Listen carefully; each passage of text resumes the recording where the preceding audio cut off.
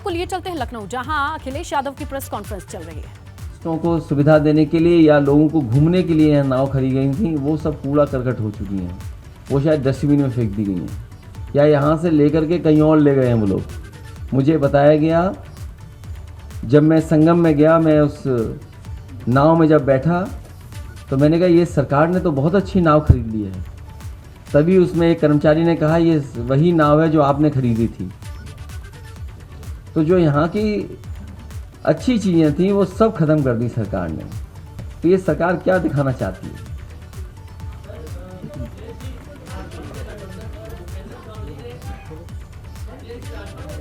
ये आपके लिए मुद्दा हो सकता है, ये हमारे लिए मुद्दा नहीं है।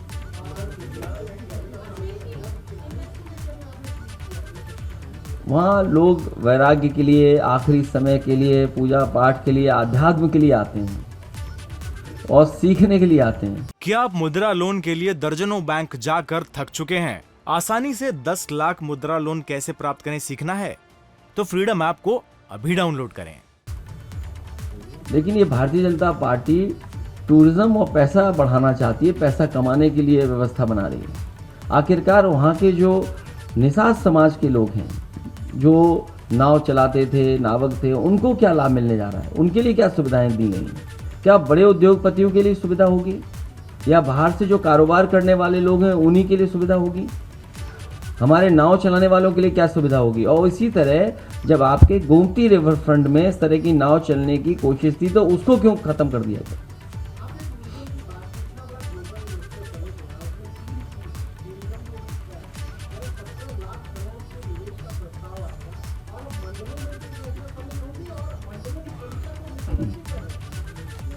मैंने कन्नौज का एक अखबार पढ़ा, हो सकता है हर ज़िले में इसी तरह का सरकार प्रयास कर रही हो। जो वहाँ के कारोबारी ने अपने हिसाब से जो काम शुरू किए, कोल्ड स्टोर बनाया या कोई और रोज़गार या कारोबार किया, उसका भी इन्वेस्टमेंट में पार्ट बना दिया। तो कहीं ऐसा तो नहीं कि दुनिया से इन्हें इन्वेस्टमेंट न मिल रहा हो।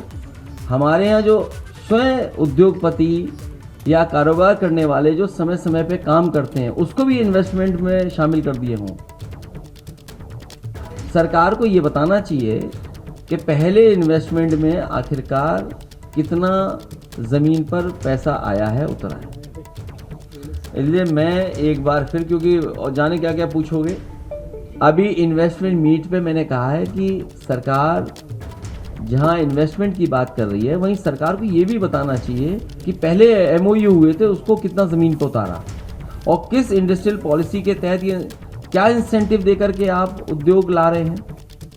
जब आपके पुराने एमओयू ज़मीन पर नहीं उतरे हैं तो नए एमओयू ज़मीन पर कैसे उतरेंगे? और फिर नया इंसेंटिव क्या दे रहे हो आप?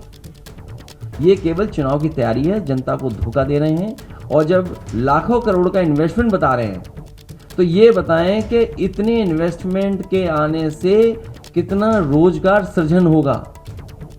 आखिरकार रोजगार सृजन कितना होने जा रहा है? और पहले जो घोषणा पत्र में लिखा था करोड़ों रोजगार नौकरी, उसका क्या हुआ? इसलिए आप भी कंफ्यूज मत होइए, आपको बहुत अच्छा पैकेज मिलेगा, बहुत अच्छी चमक धमक दिखाइए, जमीन पे कुछ नहीं उतरेगा।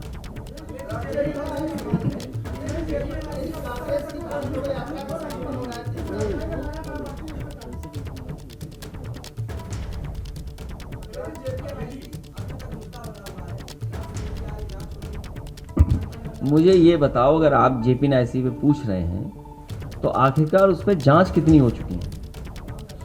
नहीं, मेरी जानकारी में नहीं है, मुझे तो अभी तक जानकारी है कि 3 बार जांच हो चुकी है। हो सकता है सरकार ना काम करने के लिए एक और जांच कर दे।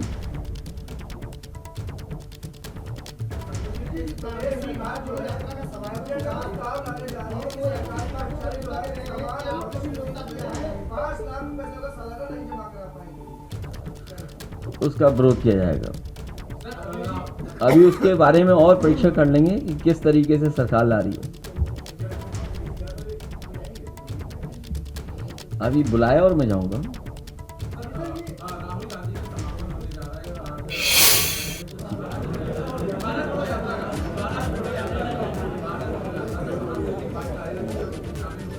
उसके अभी इनवाइट आया है तो मैं अभी पार्टी से डिस्कस करूंगा, उसके बाद उस पर फैसला लूंगा। हैं? अरे तुम्हें गोरखपुर महोत्सव में जाना चाहिए कि इधर-उधर की बातें कर रहे हो? कोई तो जाए बैठे कुर्सी में। क्या सरकारी पैसा ऐसे ही बहा दोगे?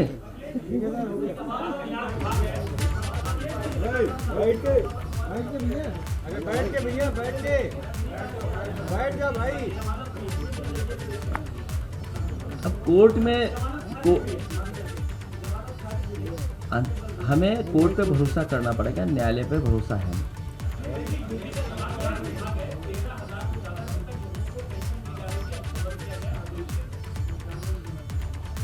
अब इस तरह के अगर आंकड़े आ रहे हैं तो न जाने कितने लोगों को और मिल रहा होगा और जिलों में।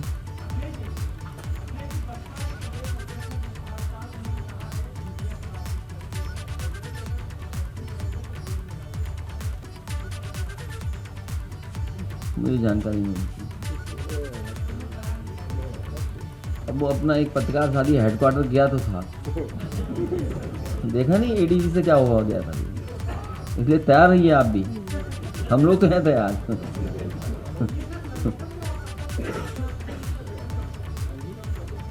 आपको इस बात की क्यों चिंता है? नहीं, अगर आप बीजेपी की गुप्त मीटिंगों की हमें बता दो तो हम आपको संगठन बता देंगे। नहीं, आप हमें गुप्त बैठकें जो हो रही हैं उनकी बात बताइए ना। नहीं, आपको इससे क्या लेना देना? आप बहुत जल्दी बन जाएगा, शुभ दिनों बनेगा। आज शुभ दिन है क्या? अच्छा, शुभ दिन आने दो भाई। आप ही कहते हो कि शुभ दिन में काम किया करो। अच्छा, आप ही ने कहा कि शुभ दिन में ही काम करना। आप में से कुछ साथी हमसे मिले, उन्होंने कहा कि अगली बार शुभ दिनों में ही काम करना, तो अब उसी का इंतजार कर रहे हैं। नहीं, वो अलग अलग जगह से पूछोगे तो अलग अलग तरीका बताते हैं। तो जिनसे हमने पूछा उन्होंने एक तारीख बताई है, उस दिन आपका पूरा संगठन तैयार मिलेगा, उस दिन से बनने लगेगा।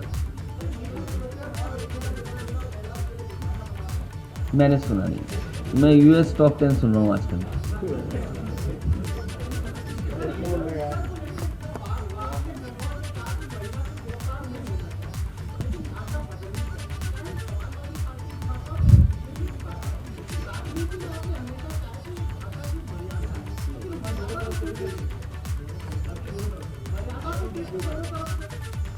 गलती दोनों तरफ से थी, तो हमने अपनी टीम बदल दी।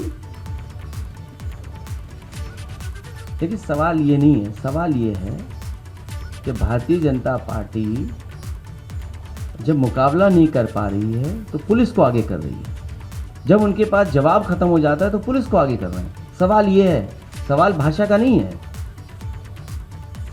आज तक जितने भी हमने तहरीर दी हैं, अगर किसी तहरीर पर कार्रवाई हो तो बताएं, एफआईआर दर्ज हुई हो तो बताएं। तो इसका मतलब ये हुआ कि पुलिस को भारतीय जनता पार्टी चला रही है। उनकी भाषा क्या है?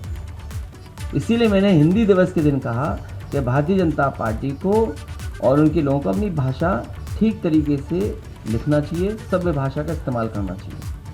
और ये रणनीति है उनकी, ये कोई वो नहीं है, रणनीति है उनकी। क्या किसको आगे करना है, किसकी जात से लाभ उठवाना है, जवाब किस जाति के व्यक्ति से दिलवाना है। तो ये उनका जाति की आधार पर सोच है। आप नहीं समझते इन बातों को, हम लोग समझते हैं इन बातों को, और समझते आप भी हो। ये हमारा पत्रकार साथी क्यों सवाल पूछ रहा है, जिस नेता का कोई नाम ही नहीं बचा, कुछ है ही नहीं। अब जो भी हो गाना के साथ साथ एक और बगल में नाम था। तो सवाल वो नहीं है, सवाल ये है कि क्या चाहती है सरकार। ये पिछड़ों को बांटना चाहती, जात के आधार पर काम करती है। इनके पास जवाब नहीं है, इसलिए बहुत जल्दी आप पार्टी का कार्यक्रम भी देखोगे, और जो आपने कहा संगठन, वो भी तैयार मिलेगा। इसलिए मैं एक बार फिर दीपक कबीर जी को बहुत बधाई देता हूँ। उन्होंने प्रयास कर करके एक बहुत ही अच्छा कैलेंडर तैयार किया है, जिसमें बहुत सारी समाजवादी आंदोलन की जानकारी है, नेताजी की तस्वीरें हैं, नेताजी के बारे में गाना, पार्टी का गाना, उनके बारे में संघर्ष, और जितना कुछ इसमें साहित्य का लिखा गया है, समाजवादी आंदोलन के बारे में लिखा गया है। मैं आदरणीय उदय प्रताप सिंह जी को उसके लिए बहुत बहुत धन्यवाद देता हूँ। आज का दिन जब आपने तय किया उसके लिए बहुत बहुत बधाई।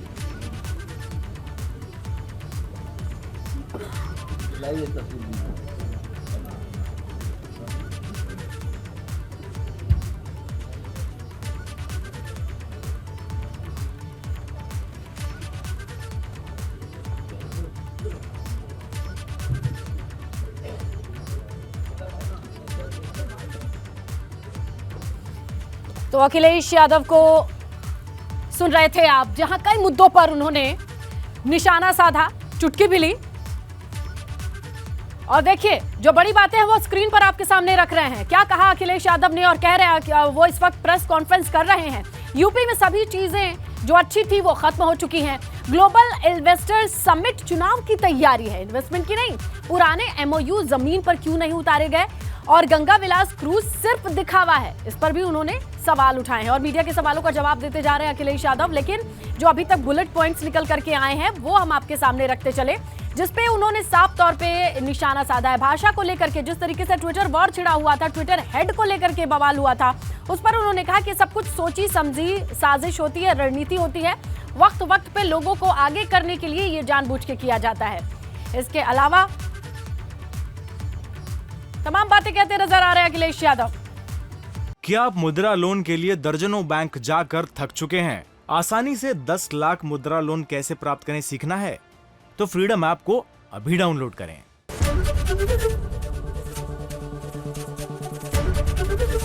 एबीपी गंगा, खबर आपकी, जुबान आपकी।